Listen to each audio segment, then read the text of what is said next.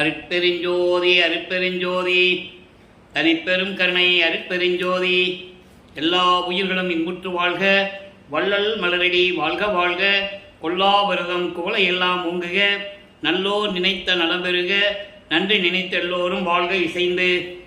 உலக மக்களே, அறிவார்ந்த அன்பர்களே, ஆண்மநேய ஒருமைப்பாடுடைய அன்பர்களே, அருட்பெருஞ்சோதி ஆண்டவருடைய திருவிளையாடல்களை நமது பிள்ளை பெருமான் அவர்கள் அருளிய திருவெட்பாவிலிருந்தே பார்த்து கொண்டிருக்கிறோம்.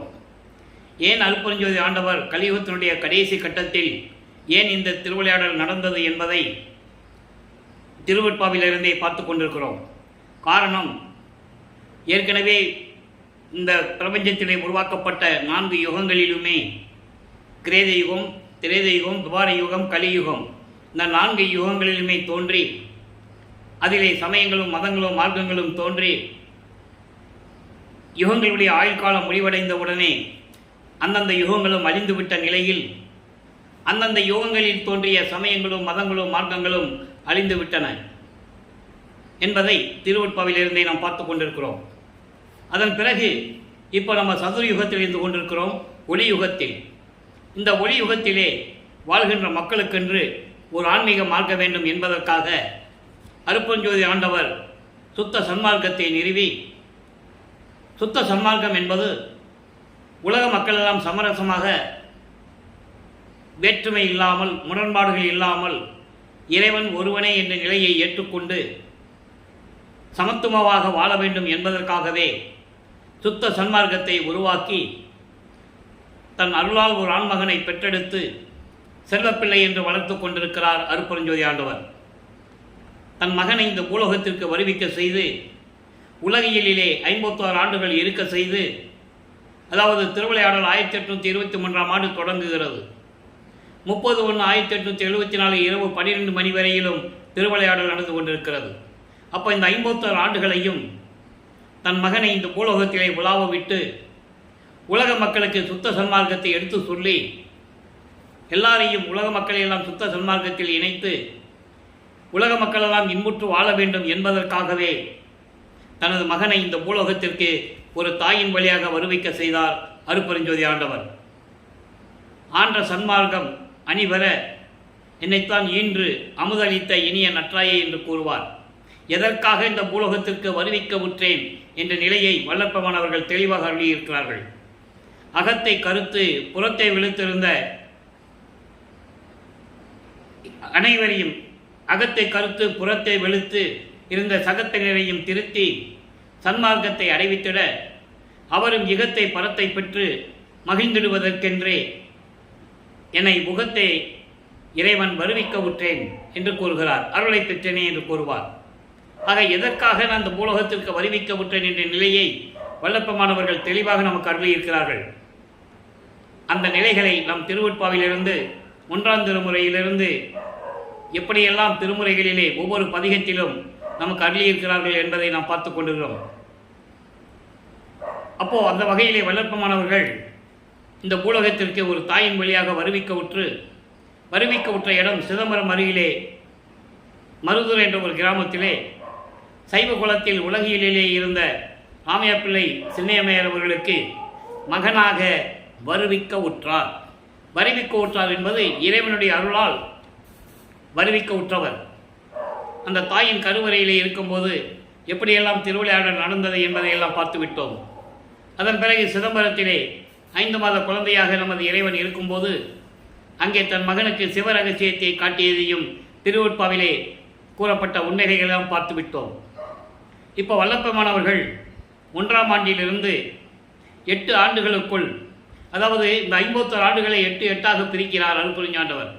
அப்போ முதல் 8 ஆண்டுகளில் எப்படி நமது குழந்தை இறைவன் பிள்ளை பெருமானவர்கள் இருந்தார் என்பதை நாம் பார்த்து கொண்டிருக்கோம். 1ஆம் ஆண்டிலிருந்து 8 ஆண்டுகள் வரையும் அருட்பெருஞ்சாண்டவர் தன் மகன் எந்த ஆசிரியரிடம் போய் கல்வி கற்கக்கூடாது, இந்த உலகியல் படிப்பு, இந்த சந்தை படிப்பை தன் மகன் படிக்கக்கூடாது, அதே நேரத்தில் தன் மகன் யாரையும் குருவாக ஏற்றுக்கொள்ளக்கூடாது என்ற நிலையில் தன் மகனுடைய உள்ளத்திலே தோன்றி, அப்போ வல்லப்பமானுக்கு யாருன்னே தெரியாது. ஒரு சாதாரண குழந்தையாக பிறந்திருக்கிறோம், அது மட்டும்தான் அவருக்கு தெரியும். அப்போ அந்த மனநிலையில் இருக்கும்போது 8 ஆண்டுகளில் அவர் எப்படியெல்லாம் தனிமையில் இருந்தார் என்பதையெல்லாம் பார்த்து விட்டோம். 2வது எட்டில் அடியெடுத்து வைக்கும்போது, அதாவது 9வது ஆண்டில் இறைவன் அவர் முன் தோன்றி, மகனே, நீ என்னால் வருவிக்க உற்றவன், நீ என் மகன், உனக்கு முன்பருவம் பின்பருவம் காட்டி அருள் செய்வன் என்று கூறி ஞானத்தை பெற்றுக்கொள் என்று சொல்லி மறைந்து விடுகிறார். அதன் பிறகு இவருக்கு ஞானம் பிறக்கிறது. 9வது ஆண்டிலிருந்து 12 ஆண்டுகளுக்குள் நடந்த நிகழ்வுகளை எல்லாம் நாம் பார்த்து கொண்டிருக்கிறோம். 1ஆம் திருமுறையிலே திருவருள் முறையீடிலிருந்து அந்த 232 பாடல்களிலும் எப்படியெல்லாம் இறைவனிடம் சிவபெருமானிடம் முறையீடு செய்கிறார் என்பதையெல்லாம் பார்த்து விட்டோம். காரணம், இறைவனால் வருவிக்க உற்றவன் என்ற நிலை தெரிந்துவிட்டது. இறைவன் வந்து அருளை கொடுக்கவில்லை. இவர் இறைவன் மகன் என்று வெளியே சொல்ல முடியாது. சொல்ல முடியாததனால் ஏற்பட்ட அந்த துன்பங்கள், துயரங்கள், ஏக்கங்கள், பரிதவிப்புகள், அவமானங்கள் அவற்றையெல்லாம் தாங்கிக் கொண்டிருக்கிறார். அப்போ இந்த நிலையில் இருக்கும்போது திருவருள் முறையீடு உதயமாகும் போது இறைவனை பற்றி எப்படியெல்லாம் முறையீடு செய்கிறார் என்பதையெல்லாம் பார்த்து விட்டோம். அதன் பிறகு ஒன்று நீங்கள் நல்லா கவனிச்சுக்கணும். வல்லப்பெருமானவர்களுக்கு, அதாவது மக்களால் அழைக்கப்பட்டவர் திரு அருட்பிரகாச வள்ளலார். உலகியலிலே அவருக்கு இட்ட பெயர் ராமலிங்கம். அருட்பெருஞ்சோதி ஆண்டவர் தன் மகனுக்கு இட்ட பெயர் செல்வப்பிள்ளை. அதனால்தான் நான் பிள்ளை பெருமான் என்று கூறுவதுண்டு. அப்போது இவர் அந்த நிலையில் இருக்கும்போது சமயங்களும் மதங்களும் மார்க்கங்களும் சூழ்ந்திருந்த காலகட்டம். மக்கள் எல்லாம் சமயங்களிலும் மார்க்கங்களிலும் மதங்களிலும் கூறப்பட்ட அந்தந்த மதங்களில் இருக்கின்றவர்கள், அந்தந்த சமயங்களில் இருக்கின்றவர்கள், அந்தந்த மார்க்கங்களில் இருக்கின்றவர்கள், அவர்களெல்லாம் அவர்கள் கருத்துக்கேற்றபடி அறிவிக்கு விளங்கியபடி அந்தந்த தலைவர்களை ஏற்றுக்கொண்டு கோயில்களுக்கு சென்று வழிபாட்டு முறைகளை பின்பற்றி கொண்டிருக்கிறார்கள். நமது பிள்ளை பெருமான் அவர்கள் சைவ சமயத்திலிருந்து, சைவ குலத்திலிருந்தே வருவிக்க உற்றதனால் இவரும் சிவபெருமானதான் இறைவன் என்று வணங்கி கொண்டிருக்கிறார். சுத்த சன்மார்க்கத்தை பெற்ற பிறகு வேறு. அப்போ நமச்சிவாயா, சிவாய நம, ஓம் சிவாய நம, சிவசிவா என்று சொல்லி இறைவனை போற்றி வணங்கி கொண்டிருக்கிறார். சைவ சமயத்தின் அடையாளமாகிய திருநீறு பூசிக்கொண்டும் உத்தராட்ச மாலையை போட்டுக்கொண்டும் வழிபட்டு கொண்டு இருக்கிறார் நமது பிள்ளை பெருமானவர்கள். அப்போ அவருக்கு சுத்த சன்மார்க்கம் தெரியாது. அருட்பெருஞ்சோதி ஆண்டவர் யாருன்னு அவருக்கு அப்போ தெரியாது. அந்த நிலையில் இருக்கும்போது அவர் இறைவன் சிவபெருமானை வழிபடுகிறார். எந்த விதமான அருளையும் பெற முடியவில்லை என்பதையெல்லாம் பார்த்து விட்டோம். இப்போது தந்தையை பற்றி பாடியாச்சு, எந்த விதமான பலனும் கிடைக்கவில்லை. உடனே அம்மையை பற்றி பாடுகிறார், வடிவுடை அம்மனை பற்றி பாடுகிறார். அது வடிவுடை அம்மனை மாலைக்கு மாலையாக உருவாகிறது. மொத்தம் 100 பாடல்கள். இன்று 32வது பாடலை விளக்கத்தை பார்த்து கொண்டிருக்கிறோம். தந்தையிடமிருந்து எதுவும் பெற முடியவில்லை. தாயை பற்றி பாடியாவது ஏதாவது அருளை பெறலாம் என்ற ஒரு மன தவிப்பிலே அவர் இந்த பாடல்கள் எல்லாம் நமக்கு அருளி இருக்கிறார்கள். பாடலை நல்லா கவனிங்க. புறம் நோக்கினால் பொடி தேக்கிய ஒற்றி புனவர் கலக்கர நோக்கி நல்ல அமுதாக்கி நின் போற்றும் கருத்தினர் ஆ தரம் நோக்கி உள் இருள் நீக்கி மெஞ்ஞான தனி சுகம்தான் வர நோக்கி ஆளு விழிமானே வடிவுடை மாணிக்கமே என்று கூறுகிறார். இந்த பாட்டுடைய பொருள் பாருங்க. அதாவது முதல்ல சிவபெருமானுடைய அருள் தரத்தை கூறுகிறார். புறா நோக்கினால் என்பது முப்புறத்தை புன்னகையால் எரித்து சாம்பலாக்கிய இறைவன். அப்படிப்பட்ட இறைவன் திருவொற்றியில் இருக்கின்ற புனிதர் என்று சொல்கிறார். முப்புறம் என்பது பொன்கோட்டை, இரும்புக்கோட்டை, பொன்கோட்டை, இரும்புக்கோட்டை, வெள்ளிக்கோட்டை. இது யார் கட்டினதுன்னா தாரகசுரன் என்னுடைய பிள்ளைகள் அரக்கர்கள். வித்துன்மாலி, கமலாச்சன், தாரகச்சன். இந்த 3 பேரும் தேவர்களை துன்புறுத்தியும் மக்களை துன்புறுத்தி கொண்டு அங்கே போய் ஒழிஞ்சிக்குவாங்க. அவங்களை யாரையும் அழிக்க முடியல. அப்போ சிவபெருமான் தன் புன்னகையால் முப்புறத்தை எரிக்கிறார். முப்புறம் என்பது இரும்புக்கோட்டை, வெள்ளிக்கோட்டை, தங்கக்கோட்டை, பொன்கோட்டை 3ஐயும் எரிக்கிறார். அதை இங்கே குறிப்பிடுகிறார் நமது பிள்ளை பெருமானவர்கள். முப்புறத்தை புன்னகையால் எரித்து சாம்பலாக்கிய திருவொற்றியூரில் உள்ள புனிதமான இறைவன். அதோடு மட்டுமல்ல, தேவர்களை அரக்கர்களிடமிருந்து காப்பாற்றுவதற்காக பார்க்கடலை அமுதத்திற்காக பார்க்கடலை கடையும் போது அந்த பாம்பு, அரக்கன் வேடத்தில் இருக்கின்ற பாம்பு அந்த அமுதத்திலே விஷத்தை கக்குகிறது, உமிழ்கிறது. தேவர்களை என்ன செய்துன்னு தெரியாமல் முடிச்சிட்டு இருக்காங்க. அப்போ சிவபெருமான் அந்த விஷத்தை உண்டு தேவர்களை காப்பாற்றியவர், தேவர்களுடைய மனைவிகளின் திருமாங்கல்யத்தை காப்பாற்றியவர். அப்படி காப்பாற்றிய இறைவன் என்று போற்றி வணங்கக்கூடிய அந்த உள்ளம் கொண்டவர்கள் யாரு? தேவர்கள். தேவர்கள் வியக்கும்படி அருள் தன்மையோடு என் உள்ளத்தில் வீற்றிருக்கின்ற அம்மையே, வடிவுடை மாணிக்கமே, என்னுடைய அறியாமையை நீக்கி மெஞ்ஞானத்தை கொடுத்து பேரின்பம் என்ற சுகத்தை கொடுத்து அதற்காகவே என்னை நீ ஆட்கொள்ள வேண்டும். விழிமானே, மான் போன்ற அழகான கண்களை உடைய என் அம்மையே, வடிவுடை மாணிக்கமே, எனக்கு விரைவில் வந்து அருள்வாயாக என்று கூறுகிறார். இறைவனாலே மகனாக வருவிக்க உற்று நான் தந்தையிடம், இதெல்லாம் மறைமுகமான சூட்சமமான விளக்கங்கள் இந்த பாடலுக்கு. தந்தையிட போற்றி போற்றி பாடி வணங்கியும் எந்தவித அருளை பெற முடியாமல் அந்த எப்படிப்பட்ட இறைவன், முப்புறத்தை எரித்த இறைவன், திருவொற்றியூரில் இருக்கின்ற இறைவன், தேவர்களை காப்பாற்றுவதற்காக விஷத்தை உண்டு தேவர்களையும் காப்பாற்றி அவருடைய மனைவிகளுடைய திருமாங்கல்யத்தையும் காப்பாற்றிய இறைவன், அப்படிப்பட்ட இறைவன் அப்படிப்பட்ட இறைவனுடைய மனைவியாகிய நீ, உன்னை தேவர்களெல்லாம் வணங்கிக் கொண்டிருக்கிறார்கள். அதே நேரத்தில் மகனாகிய நான் துன்பப்பட்டு கொண்டிருக்கிறேன். விரைவில் வந்து என்னுடைய அறியாமையை நீக்கி துன்பத்தை எல்லாம் நீக்கி பேரின்பத்தை கொடுக்குவதற்காக என்னை ஆட்கொள்ள வேண்டும். விரைவில் வந்து என்னை அருள்வாயாக என்று சொல்லி வடிவடையம்மனை பற்றி பாடுகிறார். இப்போ வல்லப்பமானவர்களுக்கு இந்த 12 ஆண்டுகளுக்குள் 1ஆம் திருமுறை உருவாகிறது. அதன் பிறகு ஞானத்தை பெற்ற பிறகு 13ஆவது ஆண்டில் முதன்முறையாக சென்னையிலே ஏழுகணர் பகுதியிலிருந்து வீராசாமி முதலியார் தெருவிலிருந்து திருவொற்றியூருக்கு செல்ல வேண்டும். முதலாக 13ஆவது ஆண்டிலே திருவொற்றியூர் செல்லுகிறார். அதுக்கப்புறம் 33ஆவது ஆண்டில் சுத்த சிவஞான வழிக்கு பறந்து செல்வார். அது நம்ம ஒவ்வொரு பாடலிருந்து பார்த்துட்டு இருக்கோம், அது பின்னால் பார்க்க போகிறோம். இப்போ 13ஆவது ஆண்டில் திருவொற்றியூருக்கு செல்லுகிறார். அங்கே தெருமுனையிலே இருந்து கொண்டு தியாகராஜனை பற்றி பாடுகிறார். 2ஆம் திருமுறை உருவாகிறது. மொத்தம் 113 பதியங்கள், 1207 பாடல்கள், 26 பதியங்களை இதுவரை நாம் பார்த்திருக்கிறோம். 26 பதியங்களுடைய ஒரு சுருக்கம். தியாகராஜ பெருமானை பற்றி பாட வேண்டியது, எந்த விதமான அருளையும் பெற முடியாமல் இவர் தவிக்க வேண்டியது, எவ்வளவு மன வருத்தத்தில் இருந்தார் என்பதை எல்லாம் ஒவ்வொரு பாடல் மூலமாக பார்த்து விட்டோம். ஒருவேளை திருமுல்லை வாயிலுக்கு சென்றால் அருளை பெற்று விடலாமோ என்ற ஒரு எண்ணத்தில் திருமுல்லை வாயிலுக்கு செல்லுகிறார். அங்கே இருக்கின்ற சிவபெருமான் பெயர் மாசிலாமணி. மாசிலாமணி என்று உருகி உருகி பாடுவார். அத்தனை பாடல்களும் நமது மனதை உருக்கும். என்னை வருவிக்க உற்று மகன் என்று சொல்லிவிட்டு மறைந்து விட்டாய். இதுவரையிலும் வந்து நீ எந்த விதமான அருளையும் கொடுக்கவில்லை. நான் துன்பப்பட்டு கொண்டிருக்கிறேன் இந்த உலகியலிலே. யாரிடமும் சொல்லவும் முடியவில்லை, யாரிடம் அடைக்கலமும் கேட்க முடியவில்லை. ஏனென்றால் உனது மகன் என்று நான் அறிந்து கொண்டேன். இங்கே வந்து உன்னை தேடி வந்தால், ஏன் மகனே எதற்கு வந்தாய், என்ன வேண்டும் என்று ஒரு வார்த்தை கூட பேசுவதில்லை, ஊமையாக இருந்து கொண்டிருக்கிறாய் என்றெல்லாம் பாடுவார்.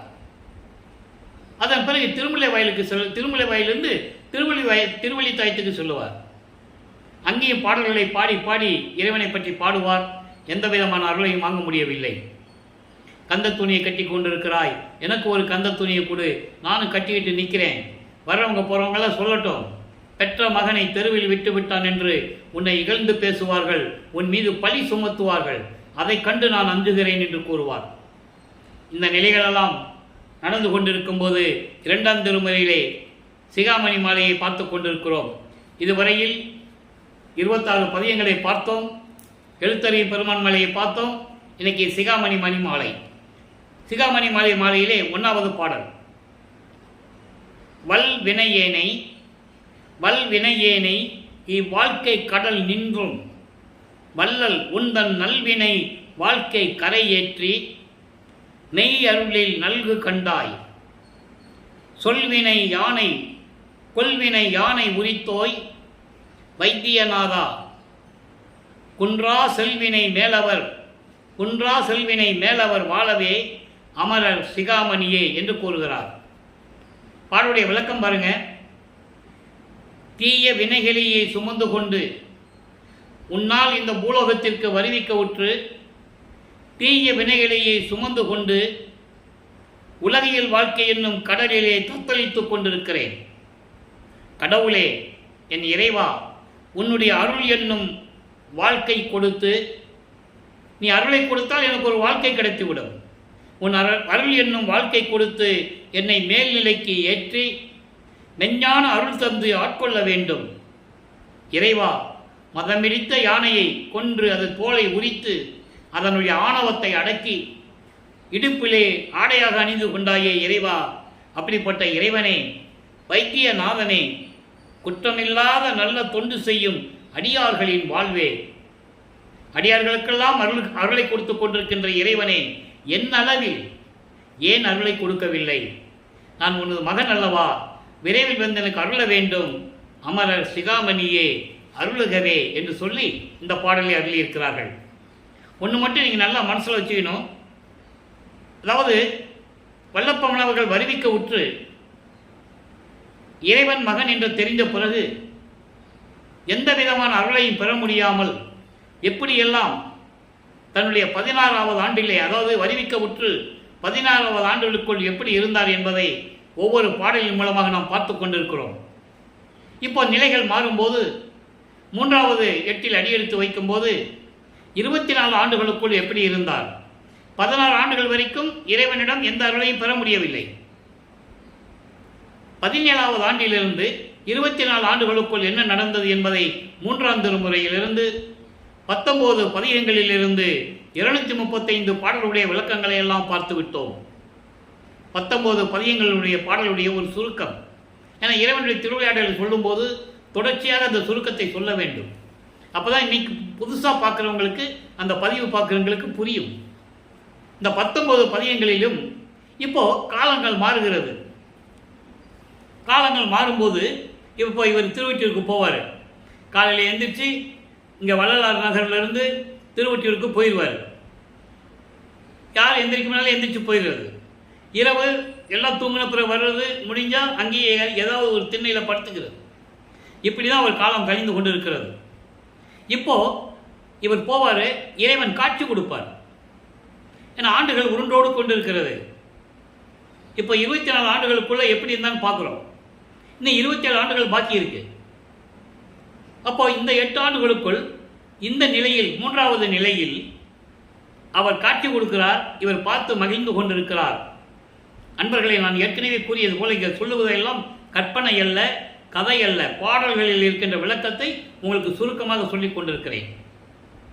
அப்போ இந்த நிலையில் இருக்கும்போது இறைவன் காட்சி கொடுத்து விட்டார், எப்படியும் அருளை பெற்று விடலாம் என்று மகிழ்ந்து கொண்டிருக்கும் போது, சந்தோஷப்பட்டு இருக்கும்போது மறைஞ்சிருவார். அப்போ இவர் என்ன நிலையில் நாம் இருக்கிறோம், எதற்காக வருவிக்க விட்டுறோம், எந்த நிலை அவர் மனசிலே ஆழமாக பதிந்ததனால் அவர் என்ன செய்ய முடியாது, என்ன செய்யறதுன்னு தெரியாமல் முடிச்சிட்டு இருக்கிறார். அப்போ நம்ம நேராக போகிறோம், காட்சி கொடுக்குறாரு, பேசுறது இல்லை. ஒரு வேளை நாரையும் கிளிகளையும் தூது அனுப்பினால் ஏதாவது பதில் கிடைக்கும் என்று சொல்லி இவர் நாரையிடமும் கிளிகளிடம் தன்னுடைய மனக்குமுறலை சொல்லி தூது அனுப்புகிறார். அதை நாரையும் கிளியும் நாட்டூரும் தூது என்ற பதிகத்தில் இருக்கிற 10 பாடலுடைய விளக்கத்தை பார்த்து விட்டோம். எந்த பதிலும் இல்லை. அதன் பிறகு உலகிலே இருக்கின்றவர்கள் ஒரு குடும்பத்தில் நல்ல விஷயம் நடத்தணும், இல்லை குடும்பத்தில் கஷ்டம் வருது, அதுக்கு ஏதாவது பரிகாரம் தேடணும் போது என்ன பண்ணுவாங்க, குறி கேட்க போவாங்க, ஜோசியம் பார்க்க போவாங்க. அதே போல் நமது பிள்ளை பெருமானவர்களும் ஒரு புறத்தி பெண்ணிடம் போய் எப்படியெல்லாம் குறி கேட்டார் என்பதையும், ஜோதிடன் நாடல் என்ற பதிகத்திலே ஒரு ஜோசியர்கிட்ட போய் எப்படியெல்லாம் தன்னுடைய மன வருத்தத்தை சொல்லி இறைவன் வருவானா வரமாட்டானா, என்னை ஆட்கொள்வானா, என்னாகுமோ ஏதாகுமோ என்று நான் திணறிக் கொண்டிருக்கிறேன், ஜோசியரே, புரிநூல் உத்தமரே, எனக்கு நல்ல ஜோசியம் பார்த்து, உத்தமரே ஜோசியம் பார்த்து சொல்லுங்கன்னு சொல்லுவார். அந்த நிலைகளெல்லாம் கடந்த பிறகு இறைவன் இறக்கப்பட்டு, மகன் மீது இறக்கப்பட்டு, கடைசி பதிகத்திலே 19வது பதிகத்திலே காதல் மாட்சி என்ற பதிகத்திலே 10 பாடல்கள் உண்டு. இப்போ என்ன பண்ணுவார், அங்கே போய் நிற்பார். ஏற்கனவே இறைவன் காட்சி கொடுப்பார்ல, இப்போ காட்சி கொடுத்துட்டு அப்படியே நடந்து வராரு. இவரை பார்த்து 10 பாடல்லையும் அந்த விளக்கம் இருக்குது. நடந்து வருவார். இவருக்கு ரொம்ப சந்தோஷம். இன்னைக்கு எப்படி அருளை கொடுத்துருவாரு, நமக்கு ஆட்கொண்டு அருளை கொடுப்பார் என்ற நிலையில் இருக்கும்போது, மனமயங்கி ரொம்ப சந்தோஷத்தில் இருக்கும்போது கண்ணை மூடிக்குவார். அதாவது அளவு கடந்த இன்பம், அது அந்த மகிழ்ச்சி சந்தோஷம் இருக்கும்போது இவர் பக்கத்தில் வந்து கன்னத்தை கிள்ளி கொஞ்சம் விளையாடுறது மகனோட. இவர் சரி மகன் இறைவன் வந்து கொஞ்சம் விளையாடுறது கண்ணை திறந்து பார்த்தா திரும்பி பார்க்காம அப்படியே அவர் யூட்டன், அவர் சுற்றி யூட்டன் எடுத்துட்டு அப்படியே திருவழியாக ஓடிடுவார். யார்? சிவபெருமான். இவர் பின்னாலே ஓடுவார். ஓட்டத்தை பிடிக்க முடியுமா? முடியாது. ஏன்னா அப்போ வல்லப்பமானவர்கள் எங்கே போனாலும் நடந்து தான் போகணும். பறக்கிற சக்தியோ நினைச்ச இடத்துல சக்தியோ அப்போ அவருக்கு கிடையாது. அப்போ அந்த நிலையில் இருக்கும்போது இவர் பின்னாலே ஓடுவார். அப்போ அங்கே தெருவில் இருக்க பார்ப்பாங்கல்ல, தினமும் பார்ப்பாங்கல்ல, என்ன இந்த ராமலிங்கம் டெய்லி தெருவழியாக ஓடிட்டு இருக்கிறாப்புல, என்ன விஷயம் தெரியலேன்னு சொல்லி அவரை நிறுத்தி கேட்பாங்க. என்னப்பா ராமலிங்கம், தினமும் நாங்கள் பார்க்குறோம், என்னமோ கோயிலுக்கு வர, இங்கேயே பகல் ஃபுல்லாக இருக்கிற, பகல் முழுவதும் இங்கேயே நேரத்தை கழிக்கிற, எப்போ வீட்டுக்கு போவ, எப்போ சாப்பிடுவ, எப்போ தூங்குருவேனே தெரியல, என்னப்பா விஷயம், ஏன் தெருவழியாக ஓடுற அப்படின்னு கேட்பாங்க. இறைவன் தெருவழியாக ஓடுறது மனுஷங்களுக்கு தெரியாது இல்லையா, மானிட பிறவிகளுக்கு தெரியாது. உடனே இவர் சொல்லுவார், சிவபெருமான் ஓடுறாரு, நான் பின்னாலே பிடிக்க ஓடினேன், ஓட்டத்தை பிடிக்க முடியலை என்னால் அப்படின்னு சொல்கிறார். உடனே அவங்க கேள்வி பண்ணுவாங்கல்ல, கிண்டல் செய்வாங்கல்ல, என்னப்பா இந்த கலியுகத்தில், ஏன்னா கலியுகத்துடைய கடைசி கட்டாது, கலியுகம் 1900 ஆண்டுகளில் முடிந்து விட்டது. இந்த விளக்கத்தை, திருவருட்பாவில் இருக்கின்ற விளக்கத்தை மக்களிடம் யாரும் கூறாததினால் யாரும் சொல்லலை. அதான் மக்களுக்கு இன்னும் தெரியல, இன்னும் சொல்லிட்டு இருக்காங்க, கலியுகம் கலியுகம்னு சொல்லிட்டு இருக்காங்க இல்லையா. அது முடிஞ்சு போச்சு. எல்லாவற்றையும் சொன்னார்கள். ஆனால் திருவருட்பாவில் இருக்கின்ற உண்மைகளை எடுத்து சொல்லுவதற்கு ஆள் இல்லை. அப்போ அந்த நேரத்தில் அவங்க சொல்றாங்க, என்னப்பா கலியுகத்தில் இதெல்லாம் நடக்கிற காரியமா சொல்லுவாங்க இல்லையா. அப்போ இவருக்கு கிட்டத்தட்ட 1823ஆம் ஆண்டு வருவிக்க விட்டுறார். 24 ஆண்டுகளை சேர்த்துக்கங்க. அப்போ ஒரு 1847ஆவது ஆண்டு கிட்டத்தட்ட. அப்போ கலியுகம் இருந்துகிட்டு இருக்கு. கலியுகம் முடியறதுக்கு இன்னும் 53 வருஷம் இருக்கு. அப்போ நல்லா புரிஞ்சுக்கணும் நீங்க. அப்போ அவங்க சொல்றாங்க, கலியுகத்தில் சிவபெருமான் ஓடுறாரா, என்னப்பா சொல்ற, பைத்தியத்தனமா சொல்ற, இவனுக்கு பைத்தியம் பிடிச்சிக்கிச்சு, சிவபெருமானத்தை பாடி பாடி அவனுக்கு பைத்தியம் பிடிச்சிக்கிச்சுன்னு சொல்றாங்க. உடனே அவர்கிட்ட கேட்குறாங்க, ஏன்பா சரி அது மாரி இருக்கட்டும், நீ சிவபெருமானை பார்த்து அவர் தெருவழியாக ஓடுறன்னு வச்சுக்குவோம், இது பாட்டில் இருக்கிற விளக்கத்தை உங்களுக்கு சொல்கிறேன், வச்சுக்குவோம். சிவபெருமானை இப்போ வராருப்பா, எதுக்கு வராருன்னு வச்சுக்குவோம். நீ என்ன பண்ண முடியும் உன்னால்? அவனுக்கு சோத்துக்கு இல்லைன்னு தெருவா பிச்சை எடுத்து தின்னுட்டு இருக்கான். புராணங்களில் கூறியிருக்காங்களே, அது மாதிரி மக்கள் சொல்கிறாங்க. அவனுக்கு இங்கே இருக்க இடம் இல்லைன்னு சுடுகாட்டில் போய் படுத்துக்கிறான். அங்கே பிணங்களுடைய சாம்பல் எடுத்து உடம்பெல்லாம் பூசிக்கிறான். கழுத்தில் பாம்பு வேற வச்சிருக்கான். நீ போய் கட்டி பிடிச்சனா பாம்பு கொத்துமே, அந்த மண்டை உடலாம் உன் நெஞ்சில் இடிக்குமே, என்ன பண்ணுவேன் சொல்லு அப்படின்றாங்க. அப்போ இவர் சொல்கிறாரு, நீங்கள் சொல்கிறதெல்லாம் சரிதான், ஆனால் இருந்தாலும் நான் அவனை கனவுல கூட மறக்க முடியாது. இந்த பாடல்களை தன்னை ஒரு பெண்ணாக உருவகப்படுத்தி, அதாவது தன்னை தலைவியாகவும் இறைவனை தலைவனாகவும் உருவகப்படுத்தி வர்ணனை செய்து அந்த பாடலை சொல்லியிருப்பார். ஏன்னா காதலை சொல்லும்போது இவர் இறைவன் மீது காதல் கொண்டுள்ளார். அந்த காதலை சொல்லும்போது அங்கே ஒரு பெண்ணும் ஆணும் இருக்கணும். அப்போதான் அந்த காதல் சிறப்பாக சொல்ல முடியும். அதுக்காக அந்த பாடலை அப்படி எழுதியிருப்பார் என்பதை நான் இங்கே குறிப்பிட கடமைப்பட்டிருக்கிறேன். அப்போ இவர் சொல்லுவார், இருந்துட்டு போகட்டுமே, நான் அவனை கட்டி தழுவாமல் அருளை வாங்காமல் நான் விடமாட்டேன், அவனுடைய காதலை என் கனவிலும் ஒளியேனே அப்படின்னு சொல்லுவார். நான் கனவுல கூட அவனுடைய காதலை விட்டு கொடுக்க மாட்டேன் என்றெல்லாம் கூறுவார். இந்த நிலைகளெல்லாம் நாம் பார்த்து விட்டோம். 24 ஆண்டுகளுக்குள் இந்த நிலையெல்லாம் முடிந்து விட்டது. இப்போ 4வது எட்டுக்கு உள்ள வராரு. 4 × 32. 25வது ஆண்டிலிருந்து 32 ஆண்டுகளுக்குள் என்ன நடந்தது என்பதை 4ஆம் திருமுறையிலிருந்து நாம் பார்த்து விட்டோம். 4ஆம் திருமுறை ஏற்கனவே 8 பதிகங்கள், 197 பாடல்களுடைய விளக்கங்களை எல்லாம் நாம் பார்த்து விட்டோம். அன்பு மாலை, அருப்பிரகாச மாலை, ஆனந்த மாலை, சௌந்தர மாலை, அபராத மன்னிப்பு மாலை, அதிசய மாலை என்ற மாலைகளெல்லாம் பார்த்து விட்டோம். பிரசாத மாலையும் பத்தி மாலையும் நிலுவையில் இருந்தது. இப்போ பிரசாத மாலை பார்த்து கொண்டிருக்கிறோம். காரணம், நான் ஏற்கனவே குறிப்பிட்டது போல 202 ஆண்டுகள் ஆகியும் வழக்கமானவர்கள் வருவிக்க உற்று 202 ஆண்டுகள் ஆகியும் அவர் சமயங்களிலும் மதங்களிலும் மார்க்கங்களில் எப்படி இருந்தார்? சைவ சமயத்தினுடைய அடையாளங்களில், அதாவது திருநீறு பூசிக்கொண்டும் உத்திராட்ச மாலையை போட்டுக்கொண்டும் நமச்சிவாயா சிவாய நம சொல்லி எப்படியெல்லாம் இறைவனை வேண்டிக் கொண்டிருந்தார் என்பதையும், அதன் பிறகு சுத்த சன்மார்க்கத்தை பெற்ற பிறகு சுத்த சன்மார்க்கம் என்பது ஒரு தனி மார்க்கம், சமயங்களையும் மதங்களையும் மார்க்கங்களையும் சாராத ஒரு மார்க்கம், இறைவனுடைய அருளை பெறுவதற்கு நேரடியான மார்க்கம். அங்கே எந்த தரகரும் கிடையாது, எந்த பூஜகரும் கிடையாது, அபிஷேகம் கிடையாது, அர்ச்சனை கிடையாது, தேங்காய் பழம் உடைக்க வேண்டிய அவசியம் இல்லை.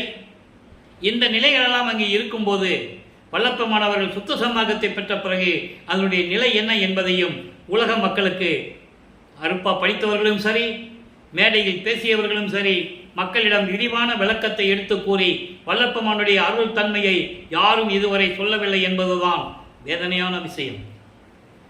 அந்த நிலையில் இருக்கும்போது இப்போ 4ஆம் திருமுறையில் என்ன நடக்குது பாருங்க. இதை நீங்கள் உலகியலிலே அவரை பற்றி என்ன சொன்னார்கள் என்பதை இப்போ உங்களுக்கு புரியும். அவர் எப்படி தாலி கட்டினாரு, எப்படி மனைவியை விட்டுட்டு தெருவில் விட்டுட்டு வந்துட்டாங்களா, எப்படி சொன்னாங்க, அப்படியெல்லாம் இப்போ உங்களுக்கு உண்மை புரியும் பாருங்க. இப்போ 27வது ஆண்டில் அவருக்கு கல்யாணம் பண்ணணும்னு சொல்கிறாங்க. ஏன்னா பொறுப்பு இல்லை, படிக்க மாட்டேன்ட்டான், தெருவாக போய் சிவபெருமானை பண்ணி பெற்றுக்கிட்டு இருக்கான், பொறுப்பு இல்லை, இவனுக்கு ஒரு கல்யாணம் பண்ணி வச்சாதான் பொறுப்பாக இருப்பான்னு சொல்லி யார் பண்ணு தருவாங்க? சும்மா சுற்றிக்கிட்டு தெரியவனுக்கு யார் பண்ணு தருவாங்க? அப்போது அக்கா பொண்ணை கல்யாணம் பண்ணிடலாம், தனக்கோடி அம்மாவை கல்யாணம் பண்ணிடலான்னு சொல்லி முடிவு எடுக்கிறாங்க. இவர் வேணான்ற, எனக்கு கல்யாணம் வேணாம், எனக்கு இல்லற வாழ்க்கையில் சம்மந்தம் இல்லை, எனக்கு இஷ்டம் இல்லைன்னு சொல்கிறார். அப்போ இவர் யார் சொன்னால் கேட்பாங்கன்னு அவங்களுக்கு தெரியும். திருவொற்றியில் ஒரு சாமியார் இருக்கார், ராமலிங்கன். அவர் யார்? அருப்பஞ்சாண்டவர். நல்லா கவனிக்கணும். இப்போது வல்லப்பெருமானுக்கு சுத்த சன்மார்க்கம் இருக்கிறது தெரியும், அருப்பெருஞ்சோதி ஆண்டவர் தெரியும். ஏன்னா இப்போ அவர் 4வது அட்டில் இருந்து கொண்டு இருக்கிறார். 32 ஆண்டுகளுக்குள் என்ன நடந்ததுன்னு தான் இப்போ நம்ம பார்த்துட்டு இருக்கோம். அப்போ 27வது ஆண்டில் கூட்டு போகிறாங்க. அவர் சொல்கிறார், அப்படி பாரு ராமலிங்கம் தான். அவர் சொல்கிறார் இவர்கிட்ட, ராமலிங்கம் கல்யாணம் பண்ணிக்கப்பா, அதெல்லாம் ஒன்றும் இல்லை, அதெல்லாம் இல்லற வாழ்க்கையில் இருக்கிறது அவசியம் தானே, கல்யாணம் பண்ணிக்கணும் அவர் சொல்கிறார். ஏன்னா அது சொல்கிறதுக்கு தான் இவர் காத்துக்கிட்டு இருக்கார். அப்போ சொல்லணும், அருப்பஞ்சாண்டவர் சொன்னால் தான் இவர் தாலி கட்ட முடியும். ஏற்கனவே இவர் அங்கேருந்து விண்ணுலகத்திலிருந்து ஏற்கனவே அந்த ஒப்பந்தம் ஏற்பட்டிருக்கின்றதை ஒரு பாடலில் இருக்கிறத நம்ம விளக்கமாக பார்த்துட்டோம்.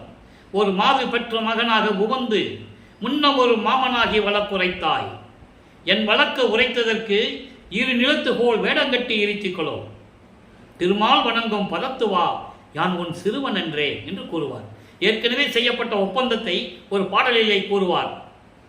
இவருக்கு தெரியும், நம்ம தாலி கட்டினாதான் அந்த அம்மாவுக்கு மோட்ச விட்ட காட்ட முடியும், அந்த அம்மாவுடைய கர்ம வினைகளெல்லாம் தீர்க்க முடியும், சஞ்சீதம் பிராரத்தம் அகாமியம் என்ற 3 நிலைகள் இருக்கின்ற ஊழ்வினைகளை எல்லாம் தீர்க்க முடியும் என்று அவருக்கு தெரியும். அப்போ திருமண ஏற்பாடுகள் நடந்து கொண்டிருக்கிறது. மணமக்களை வாழ்த்துவதற்காக விண்ணுலகத்திலே இருந்து பிரம்மன், திருமால், ருத்திரன், மகேஸ்வரன் போன்ற பதத்தலைவர்களும் ரிஷிகளும் முனிவர்களும் சத்தர்களும் சக்திகளும் எல்லாம் அங்கே வந்து நிற்கிறாங்க, அங்கே வந்து உட்கார்ந்துருக்காங்க மணமக்களை வாழ்த்துவதற்கு. பாடலிலே விளக்கங்கள் உண்டு, அந்த விளக்கத்தையெல்லாம் நம்ம பார்த்துட்டோம். அப்போ அந்த நிலையில் இருக்கும்போது அந்த அம்மாவிற்கு திருமாங்கல்யம் பூட்டி மோட்ச வீட்டை காட்டி விமோசனத்தை கொடுக்கிறார். அதற்காகவே அந்த அம்மையார் இவர் வருவிக்க விட்ட அந்த சொந்த குடும்பத்தில் அந்த சொந்தங்களோடு அங்கே வந்து பிறக்கிறார். அதனால் அந்த பெண்ணுக்கு இவர் மாமனாகிறார், தாய் மாமனாகிறார். இது இறைவனுடைய திருவிளையாடல். உலகியலில் அதை சொல்ல மாட்டாங்க, யாருக்கும் தெரியாது. ஆனால் பாடலில் இருக்க, திருவெட்பாவில் இருக்கு, இது இறைவனுடைய திருவிளையாடல். அப்போ இந்த நிலையில் இருக்கும்போது இப்போ நல்லா கவனிக்கணும். இப்போ அந்த நிலை முடிஞ்சிடுச்சு. இப்போ உலக பற்றுகளை துறக்க வேண்டும், சமயங்கள் மதங்கள் மார்க்கங்கள் சொல்லப்பட்ட நெறிகளை விட வேண்டும், சைவ சமயத்தின் அடையாளமாகிய திருநீர் பூசுவதை நிறுத்த வேண்டும், உத்திராட்ச மாலையை தூக்கி போட வேண்டும். அதுக்கு தான் இந்த பாடலை பார்க்குறோம் பிரசாத மாலையிலே. அதுக்கு தான் இந்த நிலுவையில் இருந்த பாடல்களை இப்போ நம்ம லிங்க் பண்ணுறோம். நல்லா புரிஞ்சுக்கணும் நீங்கள். இப்போ பிரசாத மாலையில் என்ன சொல்கிறாங்க? இந்த பிரசாத மாலை நடப்பதற்கு முன்னால் இவர் என்ன பண்ணுறாரு? இனிமேல் திருவொற்றியூருக்கோ திருமுல்லைவாயிலுக்கோ திருவெளித்தயத்துக்கோ போகக்கூடாது அப்படின்னு சொல்லி இருக்கிற இடத்துல ரூமை கதவை பூட்டி தாப்பா போட்டுடுறாரு. இறைவன் வரட்டுன்னு சொல்லி தாப்பா போட்டுடுறாரு. வந்து தானே ஆகணும். காலங்கள் உருண்டோடி கொண்டு இருக்கிறது. 32 ஆண்டுகள் முடிவடைந்து விட்டது. நீ 19 ஆண்டுகள் தான் பாக்கி இருக்கு.